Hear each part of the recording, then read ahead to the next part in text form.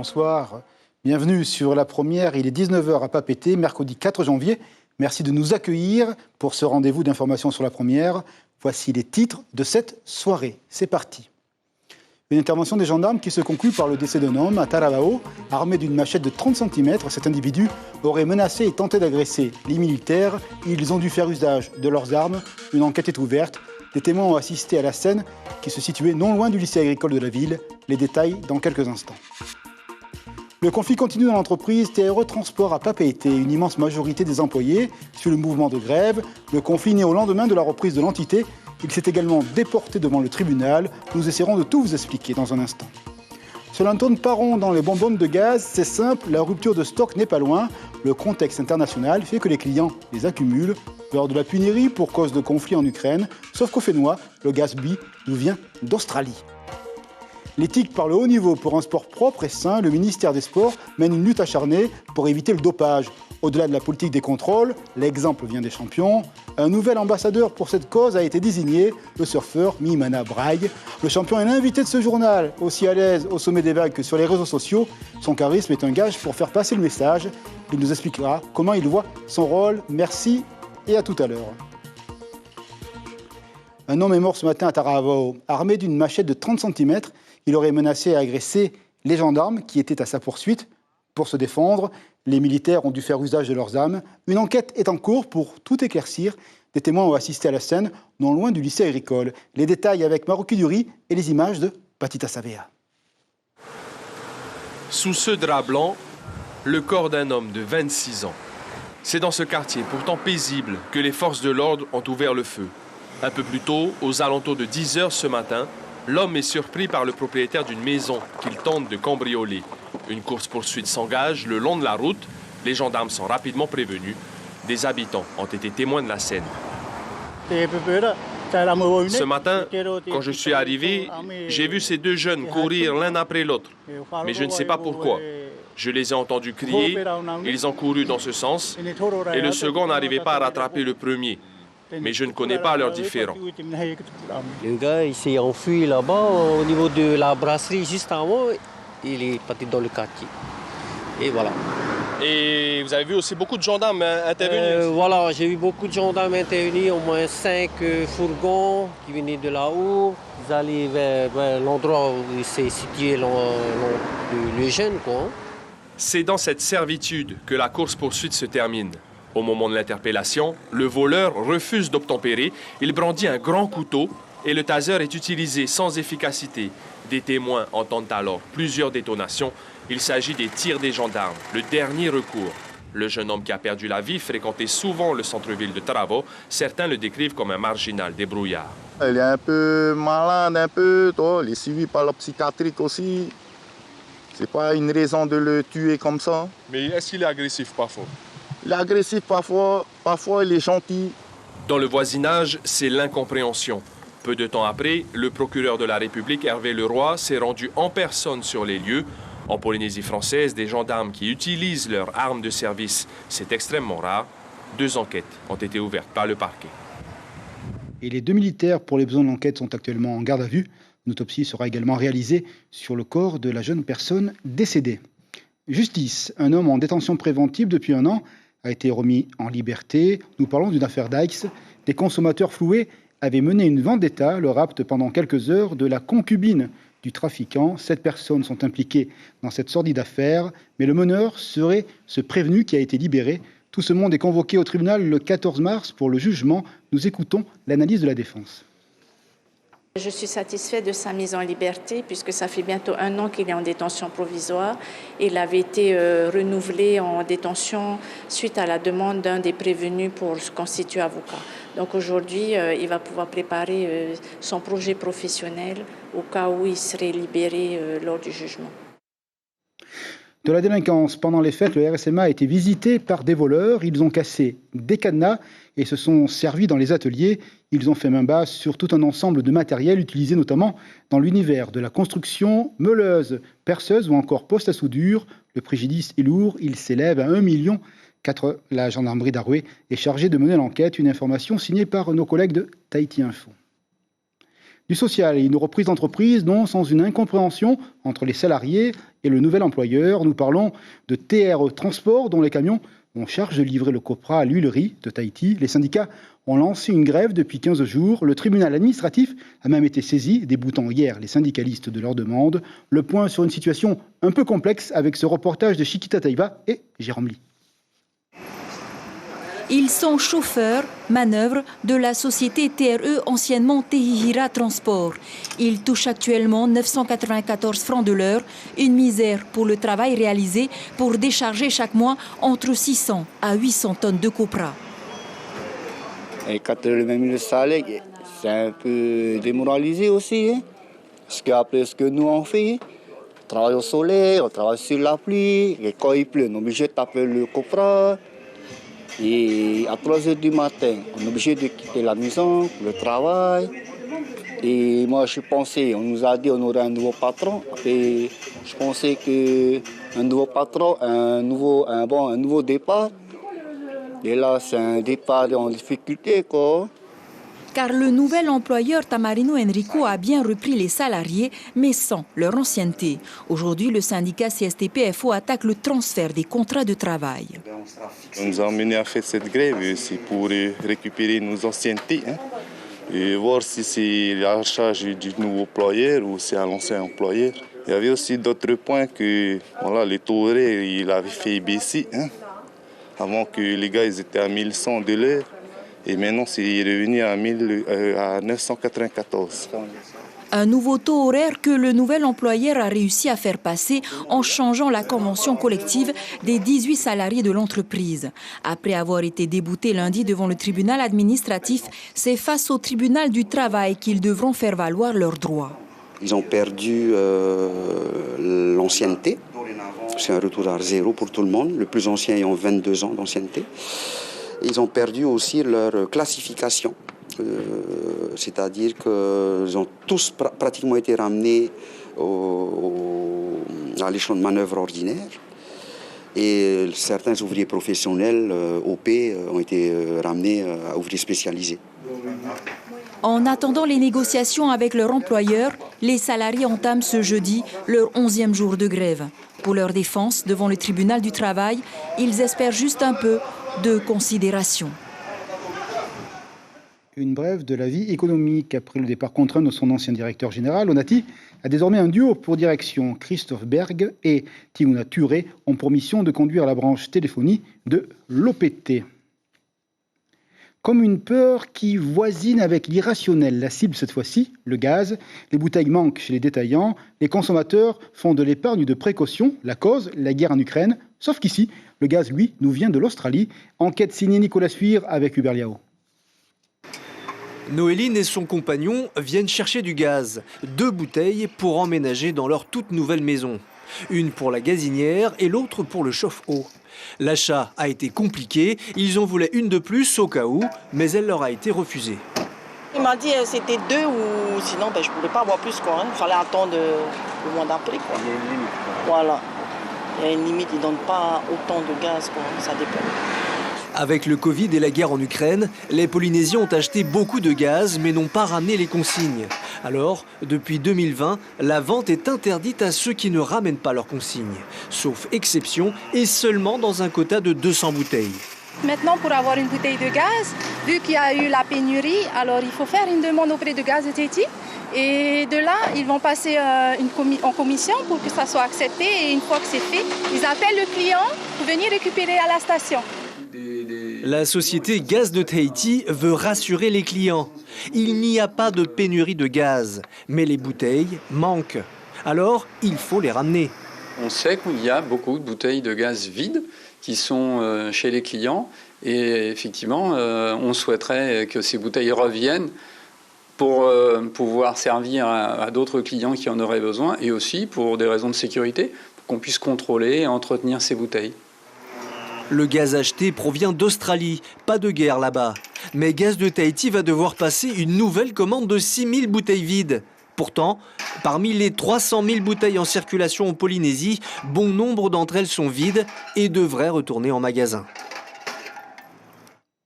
Direction les îles, à Touaï, plus de coups de pompe, si on ose dire. Une nouvelle station-service vient d'ouvrir. Des portes qui sont véritablement utiles pour l'ensemble des consommateurs. La prestation était attendue par nombre d'habitants. Bref, au quotidien, cela roule mieux pour les citoyens automobilistes de cette île. Et d'ailleurs, le pompiste est très heureux parce que les clients sont là. Il y a d'ailleurs une épicerie également pour les petits achats au quotidien. Des images venues de notre correspondant sur place.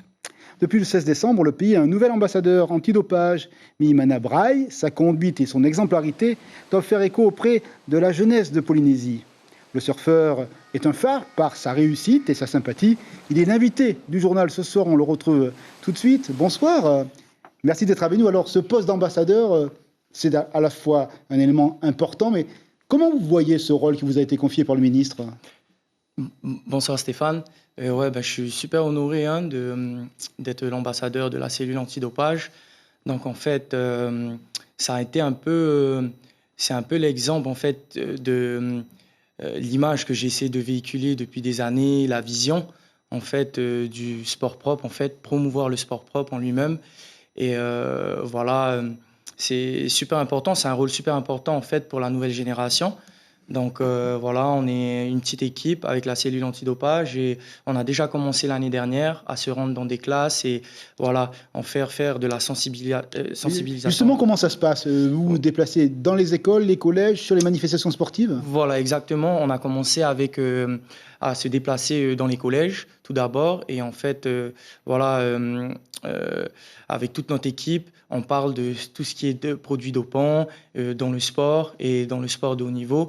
Donc moi, je suis là en fait pour apporter mon expérience, comment j'ai grandi, toute mon expérience en fait depuis que je suis petit à ce sujet-là et vraiment faire véhiculer l'image du sport propre et avoir une très bonne hygiène de vie, quoi. Le dopage, c'est plusieurs éléments. C'est à la fois les produits dopants, les médicaments qui sont dérivés de leur utilité, et puis la drogue. Est-ce que les jeunes, après la discussion avec vous, ils viennent se confier aux champions que vous êtes parfois pour leur dire je fume du paca, etc. Exactement. La nouvelle génération de nos jours, le surf à Tahiti, c'est un sport assez développé, c'est culturel aussi. Donc la nouvelle génération, ils viennent souvent pas se confier plus ou moins, mais en parler et nous demander. Et moi je suis là pour en fait partager mon expérience, leur dire où aller, continuer dans le droit chemin et leur citer des exemples qui ont réussi et des exemples qui n'ont pas réussi. Donc en fait je suis là et j'ai mon mot à dire et je suis super content, quoi. Vous êtes heureux de voir les images de votre discipline. Est-ce que vous faites encore rêver, vous, les jeunes de ce pays en 2023 ? Au jour d'aujourd'hui, je pense que, comme je disais, je vais peut-être être un peu répétitif, mais le surf, c'est quand même un sport qui est assez développé ici à Tahiti. On a les JO de Paris 2024 qui vont arriver. Donc tu as toute cette nouvelle génération, la génération Paris 2024 qui sont super motivés. Et c'est ces jeunes-là qu'on veut toucher, en fait, pour qu'ils aillent dans le droit chemin. Et tout est possible de continuer dans le sport, de faire le sport au haut niveau et tout en étant propre. Et alors, ça. Vous portez la parole auprès des jeunes. Est-ce que vous pouvez aussi servir de conseiller auprès du ministre qui connaît bien le sport vu sa pratique du football ? Est-ce qu'il faut encore plus de contrôle antidopage ? Est-ce qu'il faut être encore plus exigeant en la matière ? Oui, au jour d'aujourd'hui, comme je disais, les produits dopants, il y en a. Et il y a les drogues aussi. Les drogues sont considérées comme des produits dopants il y en a qui les utilisent pour essayer d'essayer de faire de meilleures performances. Mais au jour d'aujourd'hui, je pense que la cellule antidopage et le fait qu'on a ce partenariat avec la cellule antidopage, c'est vraiment pour faire pour agrandir en fait. Ça existait déjà. Mais c'est pour intensifier la lutte. C'est pour intensifier la lutte et surtout dans toutes les disciplines et pas que le surf et toute autre discipline, quoi. Donc voilà. Pour finir, faites-nous rêver. Quel est le calendrier ? Quels sont les grands événements qui vous attendent pour cette nouvelle année ? Cette année, je prépare la qualification pour le WCT et on a plusieurs épreuves en fait de présélection pour les JO de Paris 2024.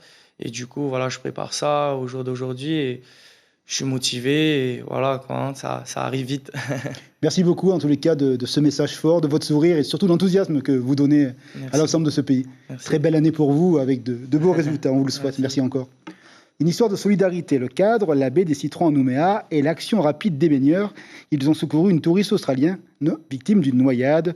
Leurs efforts conjugués à ceux des sauveteurs ont permis un retour à la vie, d'où l'importance de la surveillance des plages. Signature pour ce reportage de nos collègues Caroline Antique-Martin avec Gaëlle Deschevry. Une matinée calme et ensoleillée à la baie des Citrons. Vacanciers et croisiéristes profitent de la plage sous le regard attentif des nageurs sauveteurs. Soudain, des cris retentissent, une femme est en train de se noyer. En quelques secondes, aidé par des nageurs, Eric, l'un des 2 sauveteurs, hisse le corps inanimé sur une planche et rejoint la plage.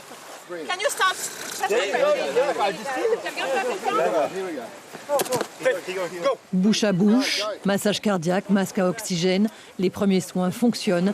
Après quelques minutes, la victime reprend ses esprits. C'est bon. Là, elle est revenue, je crois, mais elle ne serait pas revenue, sinon, à mon avis. Donc ça rassure les usagers. Ça rassure, oui, ça rassure. Et il est arrivé vite quand même. J'ai vu qu'il est arrivé vite parce que du temps que j'ai vu qu'ils ont plongé, j'ai plongé derrière eux. Et quand je me suis rendu compte, je voyais déjà le sauveteur arriver. Donc c'est très bien qu'elle est là grâce au sauveteur, à mon avis. Encore très faible, la victime est prise en charge par les pompiers et le SMUR, puis évacuée sur le Medipôle. Plus de peur que de mal pour cette croisiériste australienne d'une 50aine d'années sans antécédent médical. Elle a eu de la chance. Il y a eu des éléments favorables, c'est-à-dire qu'il y a eu beaucoup de monde à l'eau à ce moment-là, beaucoup de gens qui se sont portés en aide pour pouvoir la ramener au plus vite sur la plage. Même si notre intervention est rapide, ce qui est compliqué, ça reste toujours le retour vers la plage, quoi. Un événement rare, fort heureusement. En temps normal, les nageurs sauveteurs exercent principalement des missions de surveillance et de prévention. Ils soignent également les petits bobos, piqûres et coupures. En cas d'intervention lourde comme aujourd'hui, la surveillance est interrompue momentanément. Là, nous sommes indisponibles, c'est pour ça qu'on a baissé la flamme. La surveillance n'est donc plus active. Nous sommes bien présents dans le poste, mais la surveillance n'est plus active, ce qui indique aux usagers de la plage d'être encore plus vigilants. Et là, on va attaquer un reconditionnement complet du matériel avec un nettoyage et une désinfection afin d'avoir du matériel prêt à réintervenir dans les meilleures conditions. 30 minutes plus tard, Eric et Christian reprennent leur mission de surveillance. Elle est assurée tous les jours de l'année, de 8h30 à 18h. Bravo la solidarité. Et le nouvel an chinois avec souffle et élan en cette année 2023. Oubliez l'absence de festivités pendant 3 ans, pour cause de Covid, vous le savez. Pour le Lièvre d'eau, la communauté s'est mise en 4 avec un programme aux petits oignons, tradition et goût de l'accueil. Coup d'envoi le 21 janvier pour des réjouissances qui s'étaleront sur 2 semaines. Le président de l'association, Sinitong, répond à notre collègue Hubert Liao. Le 22 janvier, effectivement, c'est le jour de l'an chinois. Le 22 janvier va être l'ouverture officielle des festivités du jour de l'an chinois avec la présentation de l'animal ici au siège même du Sinitong avec quelques officiels. Autre temps fort, donc c'est le dimanche 29 janvier. C'est la journée culturelle, c'est toute une journée consacrée à la culture chinoise sur le site du temple de Maman. Le dernier temps fort, ça va être la journée du 4 février, samedi 4 février, où aura lieu le défilé des lanternes. Évidemment, la première y sera pour faire vivre tous ces événements dans la joie et la convivialité. C'est quasiment la fin de ce rendez-vous d'information. Nous vous rappelons l'information principale de cette journée de mercredi. Un homme est mort ce matin à Tarabao. Les gendarmes ont dû faire usage de leurs armes pour se défendre devant la menace et l'agressivité de ce jeune de 26 ans. Il exhibait une machette de 30 cm. Une enquête est en cours et le corps de la victime sera examiné par la médecine légale. On s'intéresse maintenant au programme de télévision sur les écrans de la première avec un magazine qui va vous faire plaisir. Les muisses n'ont peur de rien, avec beaucoup d'images, beaucoup de couleurs dans l'ensemble des océans de la planète. Et tout à l'heure à 22h30, notre sujet, une émission spéciale sera consacrée au décès du pape Benoît XVI à 22h30 sur les écrans de la première, puisque la première bouscule ses programmes pour ce rendez-vous d'information international. Bref, ce soir, une page d'actualité s'est tournée. Vous pouvez nous suivre désormais sur Internet. Radio Demain Matin, vous en avez l'habitude, avec nos 2 collègues Ibrahim et Corinne pour les informations. Merci de votre présence. 12 nuits avec la première. Rendez-vous demain soir pour votre journal en français. à 19h. Merci beaucoup, à demain.